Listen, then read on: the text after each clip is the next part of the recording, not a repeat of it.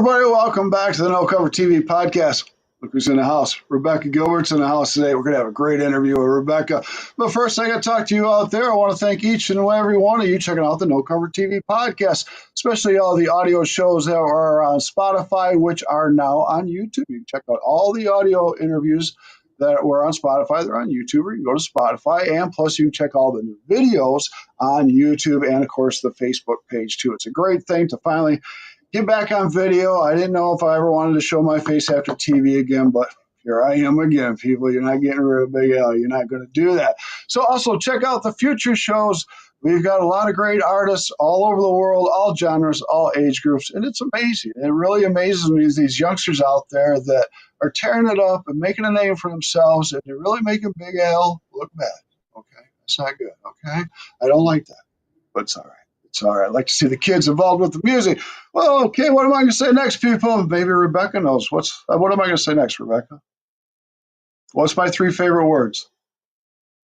Support, support, support. Support these artists. Go to the show, pay a cover charge if there is one. Go to the swag table, get that CD, the album, the t-shirt, hoodie, coffee mug, keychain, bumper sticker. Oh, I could go on and on. Get to that stage and enjoy that show. And see if you can stick around and meet the artists. And see if you get an autograph. It's a great thing. You never know what's going to happen. The artists love to do what they do to put a smile on your face. In return, you put a smile on the artist's face, too. Oh, yes. So in the house, Rebekah Gilbert from Alabama is here. How you doing, Rebekah? You still with me, Rebekah? Looks like I got a little freeze frame here. We will continue on. We'll see what's going on here. And let's see what's going on. Rebekah, can you hear me at all? You say anything? Rebekah, hello? Yeah, you froze. Okay, well, we're going to fix that. I'm going to do a little something here. And we're going to get her back in. Big Al always figures stuff out here. So we'll send her a message, and we'll get Rebekah back up here. And we'll do the show. Because I'm not pushing a pause button. Oh, no, I'm not. Yeah, so I'm sending her out, but Rebekah Gilbert's coming right back on. You can hear me. Okay, come back in. I'm going to tell her. She can hear me, but say, let's see. She could hear me back in. Okay. There we go. Let's see what happens. Okay. All right. All right, Rebekah. I don't have video yet of Rebekah, but she says she can hear me, but I can't hear you, Rebekah. Yes, let's do that. Let's see. Okay, we're going to see. She's going to try to leave and come back in. There she goes. Okay. Hey, technical difficulties, people. It's okay. It's okay. It's live. What do you expect, people? You're like you were not in the studio because, things really happen when you're in a TV studio. And all those hot lights are beaming down on you. Oh, my, oh, my. So Rebekah should be coming in any second. Here she is. Rebekah, are you there? I'm here. There she is. Rebekah Gilbert is in the house, everybody. She froze. She could hear me. And yeah. So Rebekah Gilbert from Alabama is in the house. How you doing today, Rebekah? I'm great. Thanks for having me. How are you? I'm doing real good. I'm glad you're joining me today and everybody out there in podcast land here. So we got a lot to talk about. You're a busy girl. Yeah, trying to be busy, just trying to get things moving in the right direction that I've been wanting to go for a long time. Well, good. Well, I think you're doing a great job at it. Your music's incredible and beautiful. I love it, very much so. Before we chat with that, you said you've heard the show before, so you know what I'm going to do is I'm going in that head of yours, and we're going to find some things out. Can I do that? Sure. All right. Well, we got to take you back in time. Let's get back to when we're young, 8 to 10 years old. We're listening to our parents' music, our siblings' music, your own music. And around that age, we're figuring out, this is what I like. What were you liking and listening to back then, Rebekah? Well, funny story. So in our household, we didn't listen to anything other than Christian music when I was during that time frame. So we listened to a lot of Southern gospel. Southern gospel. Yeah. Oh, that's deep. But my mom was always playing music. And so, I was always listening. As I got a little bit older, we were able to transition into, some pop music, a little bit of country music. But we had some vinyls. We had this major furniture-sized Yeah. stereo. And so Right. we had these vinyl records that were really old. And so I would love to play those. When I was the youngest of three, and there was a big Oh, age difference. And so I spent a lot of time like trying to entertain myself, and music was the way I entertained myself. And so sure. I would put those records on, and it was like Floyd Kramer, the pianist. Oh, Floyd um, Kramer. we also had like this vinyl that was multi-artist Oh, okay. and multi-genre. And so I listened to a lot of Barry Manilow, Barry. Crystal Gale. Oh, Crystal. So but then when I got a little bit older, and I started listening to a little bit of pop music, it was a lot of Whitney Houston. I was a huge Whitney Houston fan. Oh, Michael Jackson, Madonna, Cyndi Lauper, all those people were popular around that time. So that's what I listened to a good bit. okay. So you're an 80s girl, I'm thinking. So, yeah, did you listen to some things that possibly your parents might not have agreed to? Oh, for sure. Of course. Who didn't, right? As I got older and into the teen years, I was loving Guns N' Roses, which I kind of got a little chastised for having a CD one time. Yeah. Welcome to the jungle. Oh, that's great. Yeah.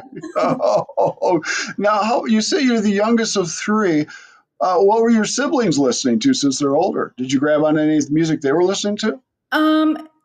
I think they were sneaking around listening to some pop music. I remember the first time I heard a pop song, and it was that song, Our House in the Middle of the Oh, the Street. That was street, the very first song I Dixie's ever. Back Road Riders, Midnight Riders, Dixie's Midnight Riders. Yeah, that was the first song I ever heard that I remember hearing that wasn't a Christian song on the radio. Oh, wow.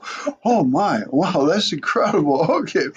So now, did you, were you in choir, band, anything like that in school, I church? was in choir, yeah. Okay. Not Uh, band. um, You know, I took piano lessons for years, never learned theory. Could sight read a little bit today if I had to, but Goodbye. yeah, I took piano for a long time and then gave up on it. You gave up on it. Okay. Now, I noticed you play guitar. When did you pick that instrument up? Interesting story there. So, 7 or 8 years ago, I started trying to play guitar, and then Oh. I quit multiple times because I just was like, I'm too old for this. I can't get it. I can't understand Oh, it. So then 5 years ago, I found a teacher who could just break it down on my level. And okay. I started taking 2 lessons a week 5 years ago. And I There you go. still take 2 lessons a week. And that's when I started learning how to play for myself. I just didn't want to depend on anybody else to play for me anymore. And I was like, I've got to learn this skill. Yeah, learns. Well, good. You start out with a basic course and slowly move your way up and get the calluses on the fingertips. That's the Yeah, hardest part. absolutely. Get those calluses. Okay.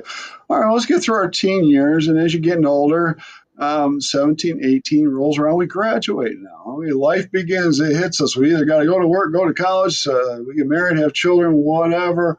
What happened at 18 with you?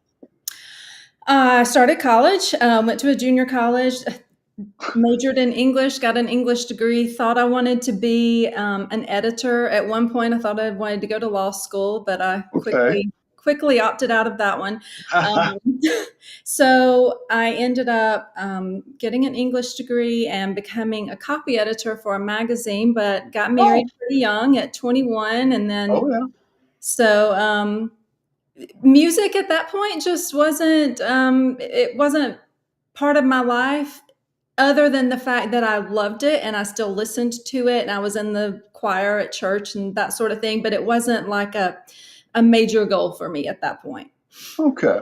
Well, so through those years of having a family, going to college, your music expanded to different things that you were listening to and broadened your horizons, I'm sure, of all the new music that was coming out there and stuff. What year did Rebecca say, I got to pick a guitar up and start writing some music and get my music out there? Um, well, I started trying to write lyrics around 2006. Okay, okay. Didn't really know what I was doing, but I probably would call it now. I wrote more poetry than anything else. And Oh, then there. um, in 2012, I was blogging at the time and had a pretty decent readership. And I had somebody tell me, have you ever thought about writing your own songs? I was like, yeah, I've thought about it. I don't know how to do that. And he said, well, you're a very lyrical writer. And so from there, the journey took off since 2012, and I've been learning to write and writing ever since. Well, that's good, and it's doing great. My goodness. Now, what made you fall into the more of a Americana folk country music? Oh my gosh, because I fell in love with it back around 2010, 11. Just hearing the songs that told stories, but they weren't necessarily country either. And I love a good swampy kind of sound. Yeah. I fell in love with the Civil Wars back in 2012 before they broke up. Brandy Carlisle, just all that kind of music just speaks to my soul, and Oh, that's kind of the direction I go in when I write as well. okay. Now, I'm sure you started out doing covers and then start throwing some originals in there. Am I right? Yeah, yeah. No. I still Yes. play some covers a good bit. So, Good fit. Do you have a couple covers that are your favorites that you play a lot? oh my gosh, yeah, anything by Brandy Carlisle. I love to play anything by her. I love playing some Fleetwood Mac. Um, Oh, yes. yeah, so gosh, I'm drawing a blank right now, but I'm going to blank right now, she says. yeah, The Story by Brandy Carlisle. I love to play that one. So Dreams by Fleetwood Mac is one of my favorites to play. So Is there any other artists out of the 70s, 80s classic music that you like to play? oh my gosh, there's so many. I Um, know. like I love Patty Griffin. I love to listen and play Patty Griffin songs. Um, gosh, 80s, yeah, Cyndi Lauper. I love to take yeah, I love to take girls just want to have fun and kind of slow it down and finger pick it. So that's a fun one for me to do. I take Bruce Springsteen, Dancing in the Dark, kind of slow that one Oh, down. well, good. I like that. I like that. Okay, now, are you coming out, didn't you just come out with a EP and a single? Wasn't it the year of Jubilee? Yes. Okay. So I've released all the singles, but I'm releasing it tomorrow as an Oh, EP, just so you great, can just go listen straight through as I intended it. great. So that comes out tomorrow, and I'm already working on music for next year. So, Oh, it sounds like you have quite a few songs or poems already written under your belt for a lot more to come. oh yeah, yeah. Yeah, yeah. Well, good. How many singles are out there right now? Well, there's five from Year of Jubilee, so that's that EP, and then I released two singles before that called You Are Loved and Happy Place. And then back in 2012, I released an EP called Captured, and that was a 5-song EP.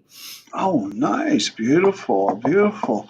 Now, I want to ask you, how do these songs come about in your head? What's your writing style? You just come up with something in your head, throw it on a guitar with a couple chords. What do you got going up there? A lot of times lyrics come first for me. Oh, A lot of times it's from a poem that I've written or journaling. I try to journal every morning. oh, Um, great.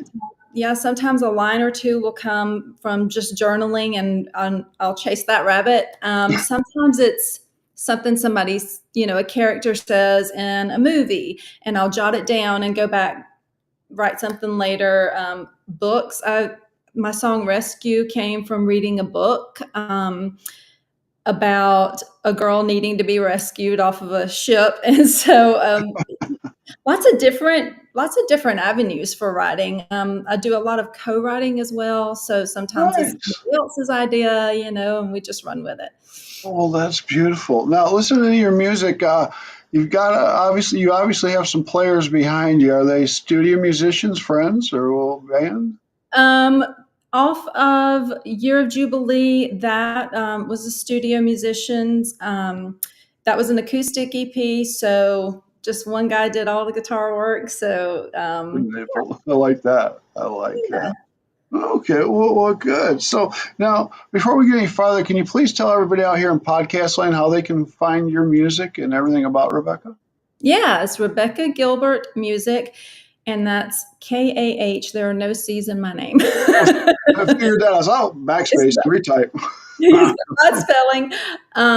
But on all streaming platforms, Spotify, Apple Music, wherever you stream your music. And then, of course, you can come find me on Facebook and Instagram and TikTok and, all the social media platforms. All everywhere. Boy, isn't it quite strange what 20 years ago we didn't have these buttons to push and send music all over the place. Yeah, exactly. I mean, social media is so important to an independent artist, It is very important. A lot easier to get your music out there without a BS involved.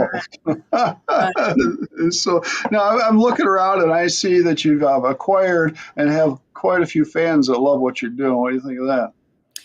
It's exciting. It's always exciting when something that you've done that is important to you resonates with somebody else, whether it's music or, poetry, whatever it is, to know that it resonates with other people. And when somebody says, oh, this song meant this to me, or this poem meant this to me, it's very heartwarming and it means something. It is. It is. Now, recording your songs, studio, didn't you go to Nashville to do some recording?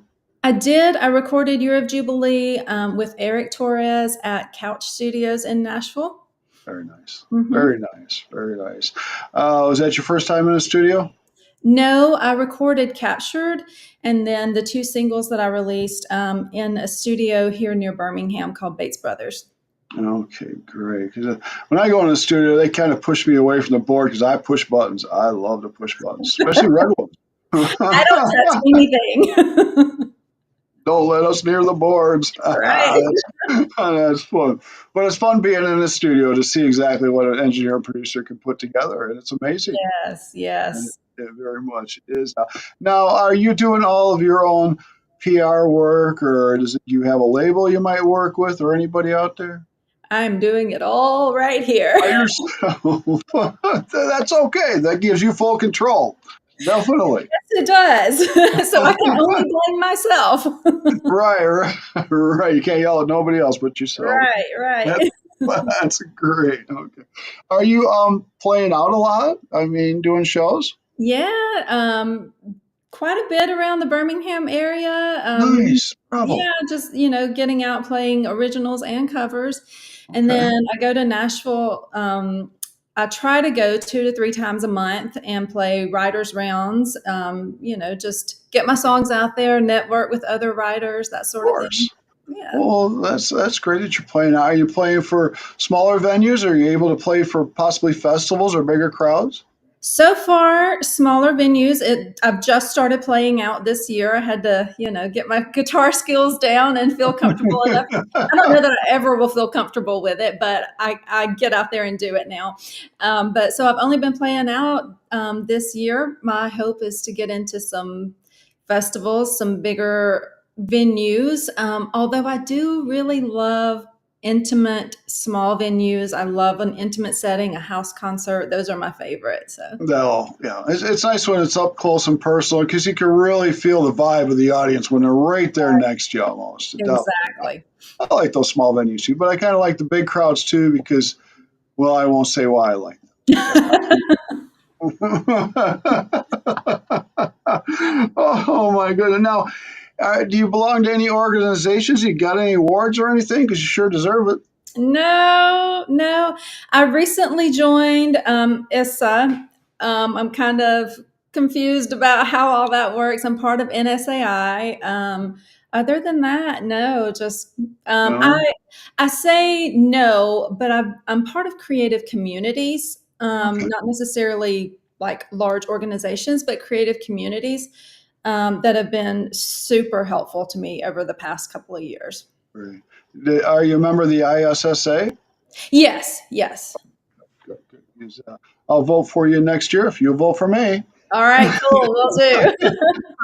Oh, that's funny. That's great. You definitely deserve an award for what you do. I mean, I love what you're doing. I love your music. Thank you. Thank It you. hits you to the heart, and I feel that you hit on a lot of life subjects and things that really can hit to certain individuals going through Right. certain times of life.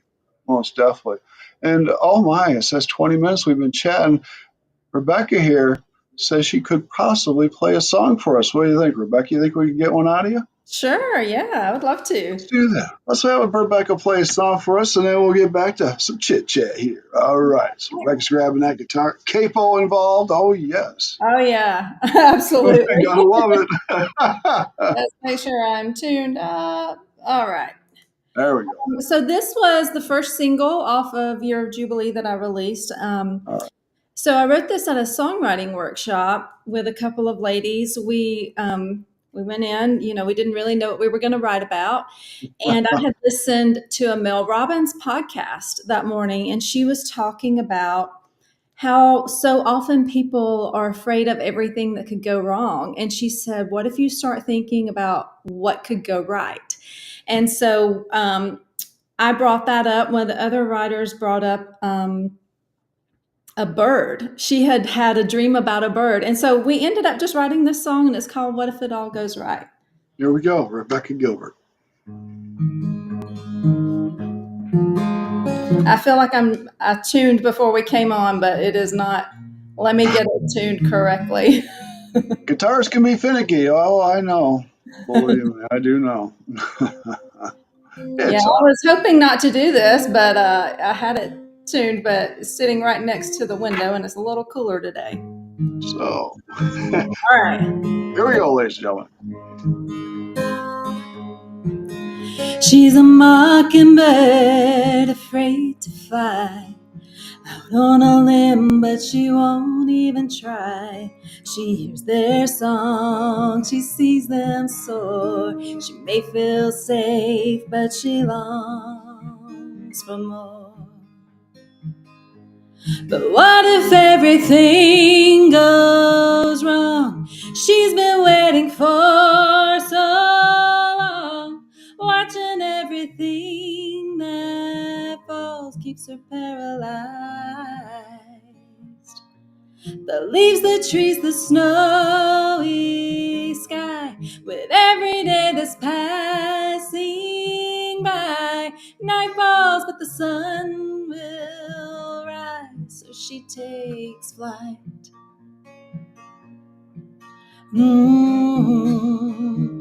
Cause what if it all goes right?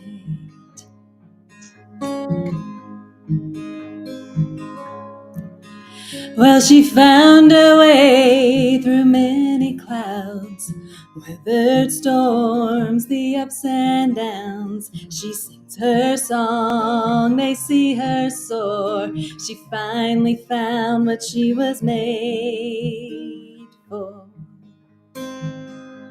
But what if everything goes wrong? She's been waiting for so long, watching everything that falls keeps her paralyzed.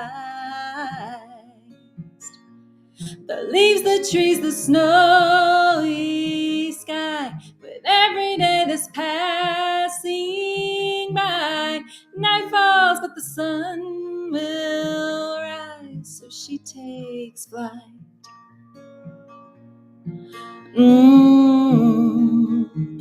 Cause what if it all goes right?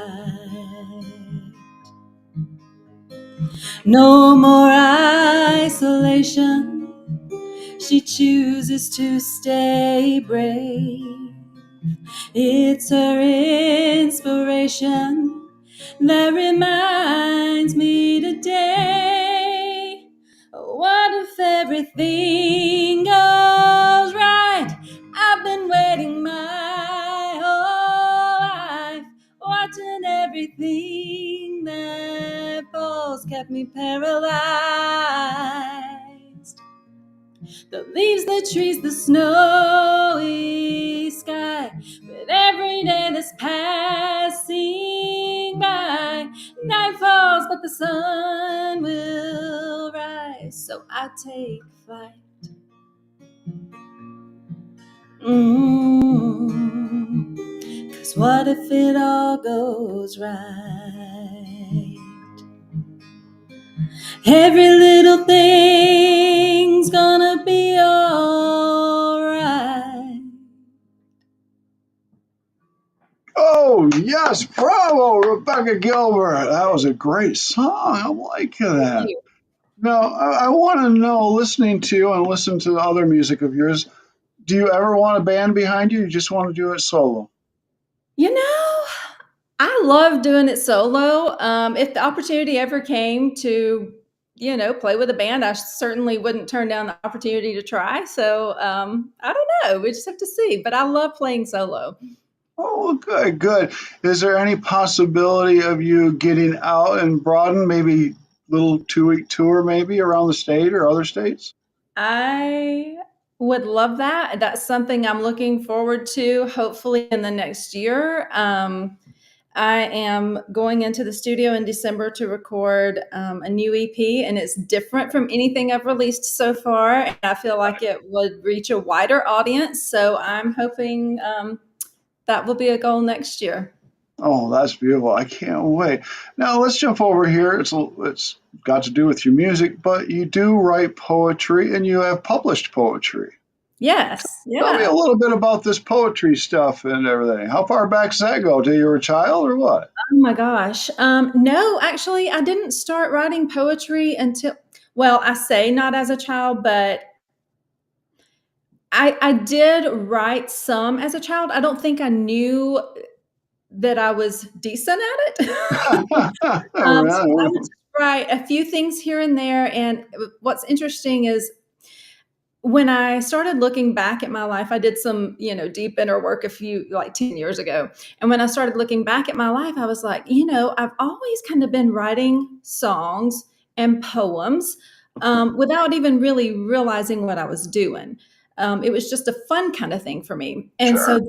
then in 2000, I believe it was 9, I started blogging, and out of the blogging came a lot of poetry. There were a lot of things I wanted to say that I felt like I couldn't say through prose, and so I turned it into poetry. There you go, That's spoken where, word. yeah, that's where that came from. And I've written a lot of poetry over the last 10, 12 years. Wow, well, let's see. Did you ever think of putting the two together and possibly going to a speakeasy place and doing some spoken word with your music? Yeah, yeah. Actually, I've done some house concerts Oh, where, nice. yeah. So I have when I do those, I don't have to play cover songs, which No, no, I'm I hope grateful for. not. Um, so I get the opportunity to tell a story through my music and my poetry, which That's I love doing. That's my favorite kind of performance to do, is to do the poetry along with the story of the music. and then everybody's doing this, huh? Right? Yeah. I love it. That's great going to the speakeasies. That's fun. Oh my goodness. All right. Now you ready to hit you with some of these fun questions here to see what comes out of you? Okay, sure. She doesn't know yet, I don't think. Oh, well, let's get her with the juicy one first. Now I won't do that to you. Yes, I would. No, I won't. Stop it, Al. All right. This question here, 2 answers. Anywhere in the world, 2 stages you really want to step foot on and perform in front of them. 10,000, 100,000 people. Oh my gosh. Um, I don't know that I want to perform in front of 10,000 people. Maybe that's a goal one day. But 2 stages that I would really love the opportunity to perform on would be the Ryman. I know a lot of people say the Opry, but for me, it's the Ryman because I love the Nice. Ryman. I think it's a intimate, to me, for it to be such a big auditorium. It's such an intimate setting, or at least it feels that way. I love that one. I would love to perform at Red Rocks. Beautiful place. I've been Yeah, there, and it's I a mean, great. I love that part of the country, and that would be amazing to me. You would sound beautiful on that stage. The harmonics, the acoustics, unbelievable. Oh, Unbelievable. It is I would love that. spectacular. Oh, yeah. And I guess then we'll just move you to Madison Square Garden and see how you do in front of 100,000 people. Right? All right. Let's go to the next one. Two answers on this one.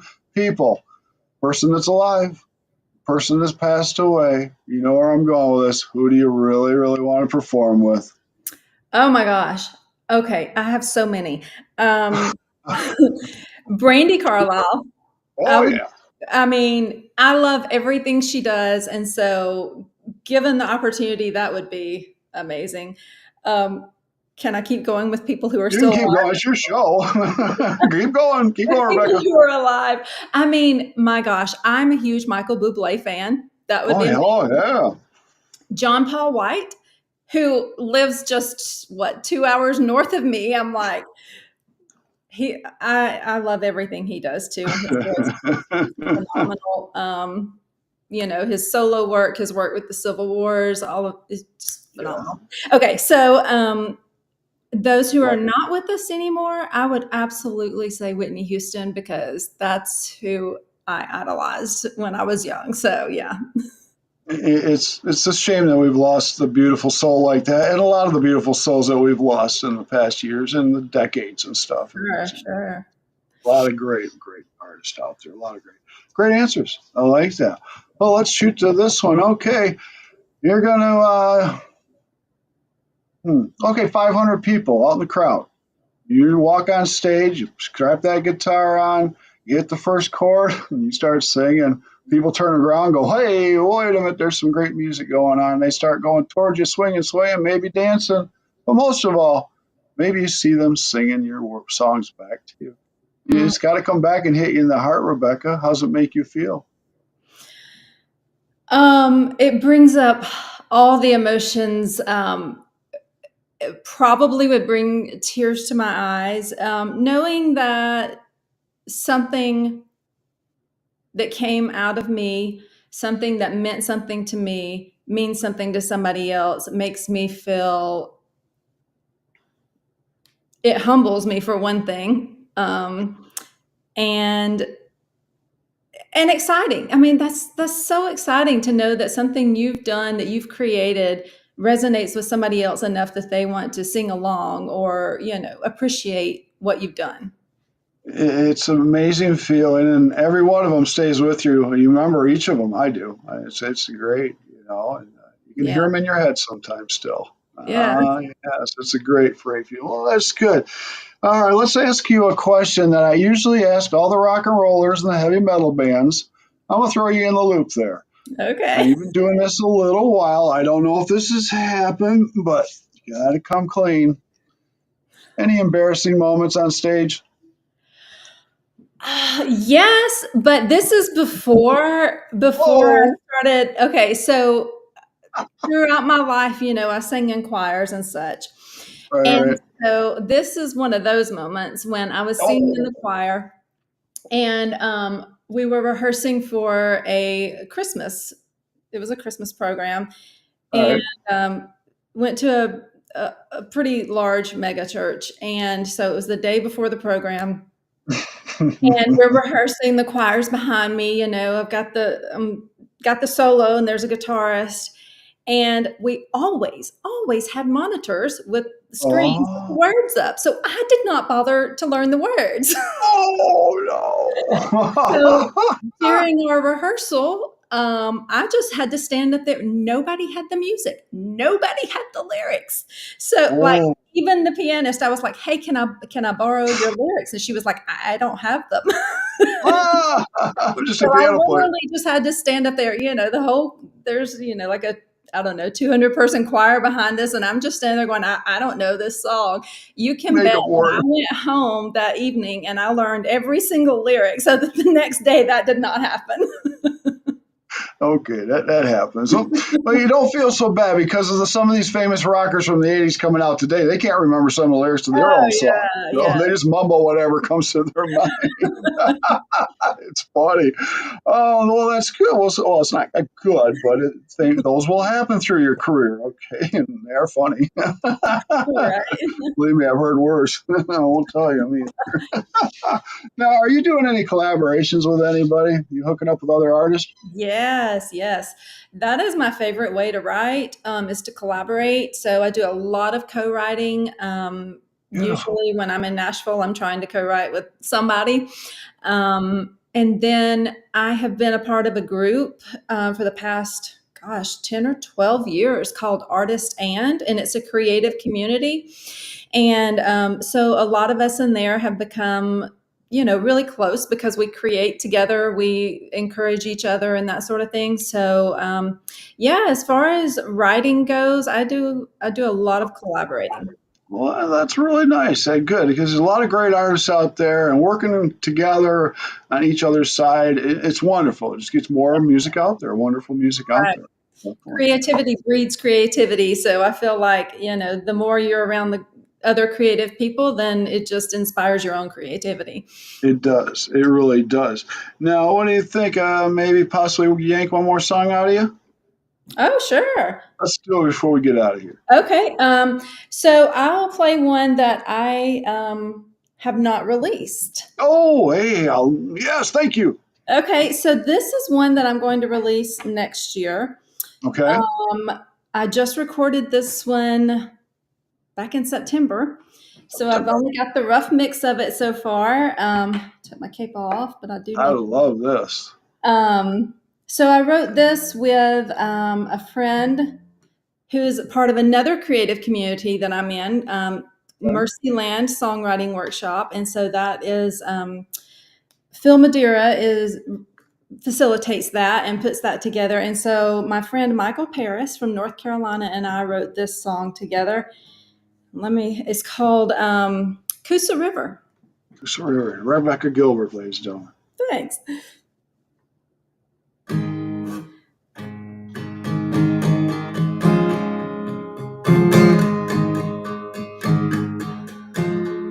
I feel like something is not right here. Let me see what is going on. Bad guitar. I am so sorry. Oh, don't be sorry. It's a musician's life. Like I was just playing this morning and not having a problem. No, it's the weather. Okay. Blue flame lit this morning, bacon frying in the pan. She's trying to be so quiet, don't wake the beast of a man. She's a prisoner in these trailer walls. She used to dream she could have it all. Now a rebel flag flies outside her door. Drunk on the couch, she don't love no more.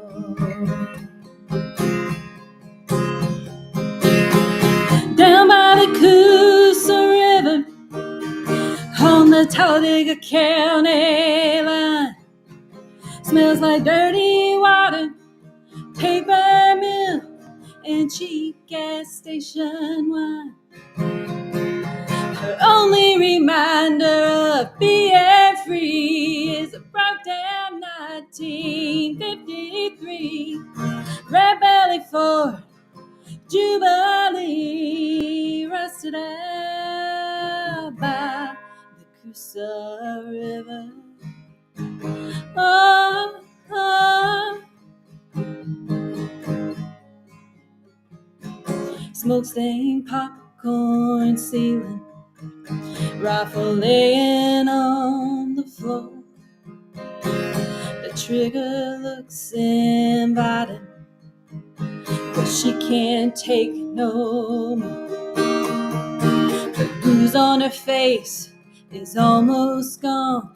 He'll never admit he did her wrong. Now she's making plans to run away and leave those murky, muddy banks.